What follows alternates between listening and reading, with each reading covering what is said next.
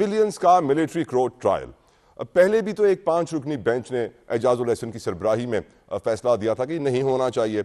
आज 26वीं आईनी तरमीम के जो समरात हैं वो लोग समझ रहे हैं कि हुकूमत को मिल रहे हैं, ताकतवर लोगों को मिल रहे हैं, और जो आज फैसला आया है उसके पर आपका ओपिनियन क्या है? Do you think as a वकील, इस सिस्टम का हिस्सा होने के नाते, क्या इस सिस्टम ने आज एतराफ़ कर लिया बैरिस्टर साहब कि ये सिस्टम फेल हो गया है, इसीलिए मिलिट्री कोर्ट ट्रायल ज़रूरी है? Your views on it sir. बिस्मिल्लाहिर्रहमानिर्रहीम. तरह साहब बहुत बहुत शुक्रिया. देखिए, सबसे पहली बात है कि मामला सब जुडिस है, और कल की जो भी कॉज लिस्ट थी सुप्रीम कोर्ट के कॉन्स्टिट्यूशनल बेंच की, उन्होंने उस कॉज लिस्ट को ख़त्म किया और स्पेसिफिकली इस केस के ऊपर बात होगी. काफ़ी उन्होंने आज की जो प्रोसीडिंग्स चली हैं, मैंने उसको फॉलो भी किया है, देखा भी है, काफ़ी वैलिड पॉइंट्स उन्होंने उठाए हैं, जहाँ पे ये बात है की जा रही है कि शायद 5 रुकनी बेंच ने पहले मना कर दिया था और स्टॉप किया था कि मिलिट्री.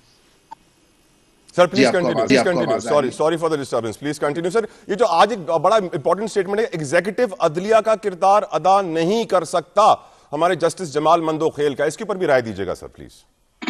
देखिए, यही बात है, जब हमने 26वीं आईनी तरमीम की थी तो हमने यही उस टाइम भी कहा था कि अदलिया जो है एग्जीक्यूटिव के मामलात में या लेजिस्लेचर के मामलात में वो मुदाखलत नहीं कर सकती. जो ट्राइकोटमी ऑफ पावर्स का कॉन्सेप्ट है या सेपरेशन ऑफ पावर्स का कॉन्सेप्ट है, उसको मलूज़े खातिर रखते हुए जो कॉमन लॉ हमें बताता है कि लेजिस्लेटर, एग्जीक्यूटिव और जुडिशरी जो है वो एक अपने अपना काम उनका with in the constitutional framework या स्कीम ऑफ थिंग्स जो कॉन्स्टिट्यूशन के अंदर है, वो तमाम तर चीज़ें दर्ज हैं. अब एक दूसरे की पावर्स के ऊपर या एक दूसरे के मैंडेट के ऊपर या एक दूसरे की जो टेरिटरी है उसके ऊपर इंग्रेस करना बिल्कुल कायतन ऐसा नहीं होना चाहिए. लेकिन जहां पे कॉज़ाए जुडिशल फोरम्स मौजूद हैं या जहां पे judicial systems in itself with in an institution मौजूद हैं, वहां पे बिल्कुल मामलात हो सकते हैं. मिसाल के तौर पे आपको अगर एग्जांपल दूं मिलिट्री कोर्ट्स की, तो क्या मिलिट्री एज एन इंस्टीट्यूशन उनके अपना मिलिट्री कोर्ट्स मौजूद नहीं है? And this is obviously from the Inception कि उनके मिलिट्री कोर्ट्स मौजूद हैं. दुनिया पूरी में मिलिट्री कोर्ट्स मौजूद हैं. मैं ये बात जरूर कहूंगा कि 5 रुकनी बेंच ने उस वक्त बिल्कुल जजमेंट दी थी, लेकिन ये इसी सुप्रीम कोर्ट के कॉन्स्टिट्यूशनल बेंच ने कंडीशनल अप्रूवल दिया है कि जो भी जजमेंट्स हों, जो भी फैसला हो, वेदर एक्विटल है या सेंटेंसेस हैं, उसको प्रोनाउंस करने के लिए हम आपको कंडीशनल अप्रूवल दे रहे हैं, और कंडीशनल अप्रूवल दिया. इसी तरह आपको याद होगा कि मार्च के महीने में 23 लोगों को रिहा किया गया, डिस्चार्ज कर दिया गया, या उनकी सेंटेंसेस जो कंप्लीट हो गई थी उस वक्त की, तो उनको रिलीज कर दिया गया. अभी जो बाकी 85 लोग हैं जिनको सजाएं हुए हैं, और उसके बाद उसी प्रोसीजर को, जो ड्यू प्रोसेस का प्रोसीजर है, उसको फॉलो करते हुए, फेयर ट्रायल के तकाजों को फॉलो करते हुए, क्योंकि किसी का ट्रायल इन एब्सेंशिया नहीं हुआ, किसी को वकील ना करने से मैं आपका छोटा भाई होने के नाते एक सवाल करना चाहता हूं, एक पाकिस्तानी होने के नाते. बैरिस्टर साहब, आप 2 मिनट के लिए तसव्वुर करें कि आप वजीर आजम के मुशीर नहीं हैं. आप 2 मिनट के लिए तसव्वुर करें कि आप सिर्फ एक पाकिस्तानी हैं और आपका पेशा वकालत है, आप अदलो इंसाफ के निज़ाम से जुड़े हैं. आप मुतमईन हैं सर? आपको लगता है कि we are in the right place sir?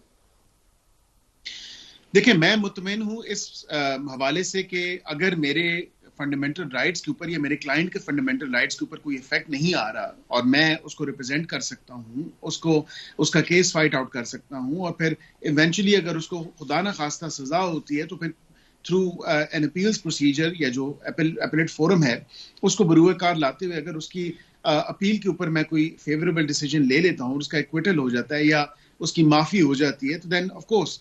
लेकिन ये आप बताएं कि बसीयत पाकिस्तानी, मैं आपका छोटा भाई होने के नाते या बड़ा भाई कह लें, आइदर वे, मैं अगर आपको ये कहूं कि आप एक एंकर नहीं है और आप एक टीवी स्टेशन से या टीवी चैनल से मुंसलिक नहीं है और आप एक नॉर्मल सिटीजन बसीयत पाकिस्तानी, हमें अवाम की नुमाइंदगी करनी है सर, रिप्रेजेंटेटिव है अवाम के सर, नुमाइंदगी कर.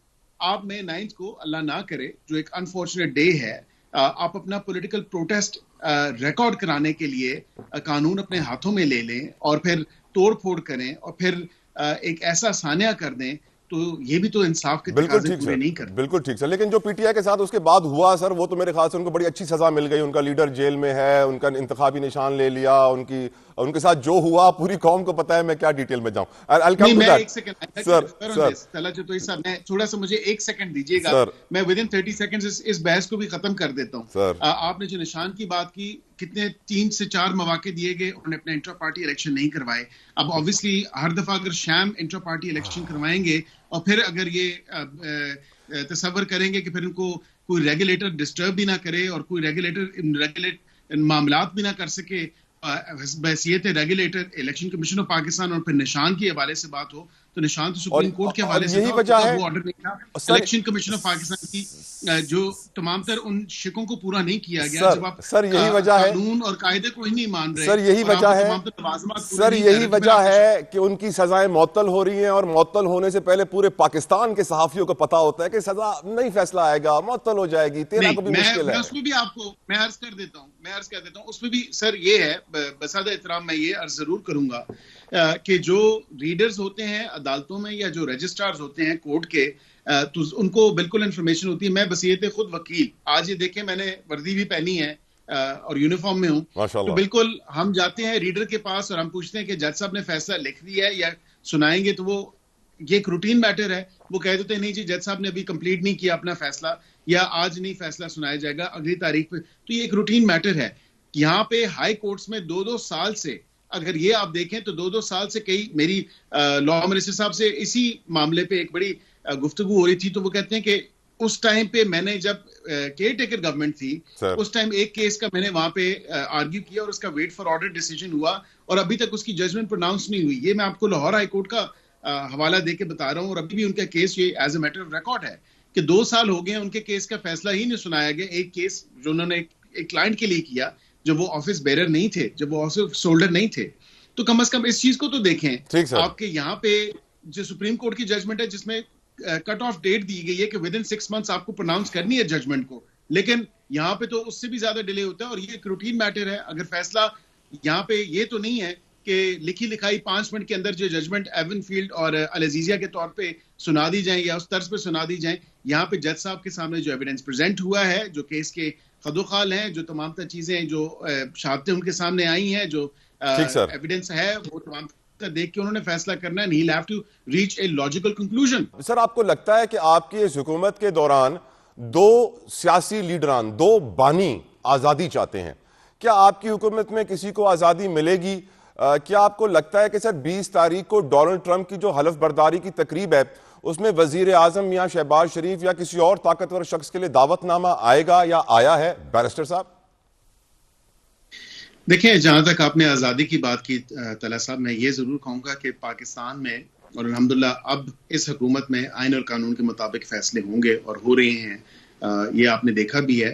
کسی کے ساتھ زیادتی جو ہے وہ قطعاً ہماری حکومت میں نہ تو شیوا ہے, نہ ہم کسی کے ساتھ زیادتی کے قائل ہیں. جس طرح پچھلی حکومت, کاش ہی کیا بہتر ہوتا کہ پچھلی حکومت جو عمران خان صاحب کی رہی ہے پی ٹی آئی کی, اپنے دور حکومت میں جس طرح کی فسطائیت زدہ لوگوں کو جیلوں میں ڈالا گیا, پولیٹیکل لیڈرز کو جیلوں میں ڈالا گیا, جھوٹے کیسز بنا کے ڈالا گیا, اس کا بھی ذکر کرتے.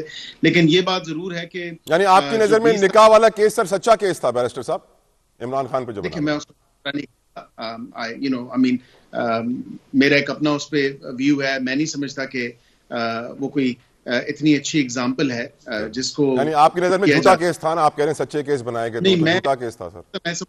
کی ذاتی زندگی کے اوپر جو کیسز ہیں as a public office holder, تو آپ ہزاروں کیسز, ہزاروں غلطیاں, ہم خطا کے پتلے ہیں. ہم تو یہ نہیں کہہ رہے کہ ہم جو ہیں فرشتے ہیں, لیکن obviously کوشش ہوتی ہے, اور اگر کسی نے غلطی کی ہے, اپنے انٹرسٹ کو قوم کے یا ملک کے انٹرسٹ سے پہلے رکھا ہے, تو دین آف کورس اس کا, یعنی سر آپ اعتراف کر رہے ہیں کہ آپ کی حکومت نے بھی خطائیں کی ہیں اور نکاح والا کیس بھی ایک طریقے سے خطا ہی تھی.